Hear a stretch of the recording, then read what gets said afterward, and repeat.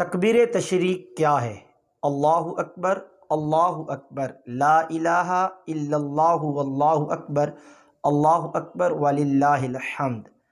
جی، 9 ذوالحجہ کی فجر سے لے کر 13ویں کی عصر تک ہر باجماعت نماز جو مسجد میں ادا کی جائے اس کے بعد ایک بار بلند آواز سے پڑھنا یہ واجب ہے اور 3 بار پڑھنا افضل ہے۔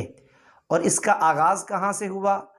حضرت ابراہیم علی نبینا وعلیہ الصلاۃ والسلام جب حضرت اسماعیل علیہ الصلاۃ والسلام کو قربانی کے ارادے سے لٹا کر چھری آپ کی گردن پہ رکھی، اللہ رب العزت کی طرف سے حضرت جبرائیل جنت سے ایک مینڈا لے کر آئے جو حضرت اسماعیل کے بدلے ذبح ہونا تھا۔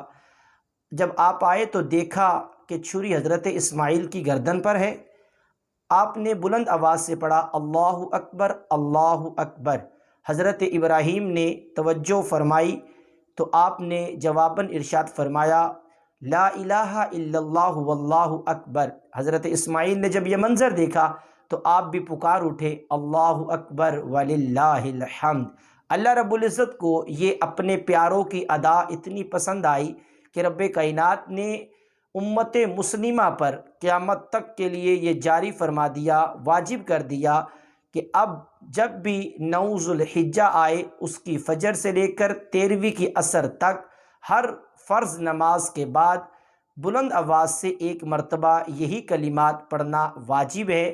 آئیے ہم بھی مل کے ایک بار پڑھ لیتے ہیں اللہ اکبر، اللہ اکبر، لا الہ الا اللہ واللہ اکبر، اللہ اکبر وللہ الحمد۔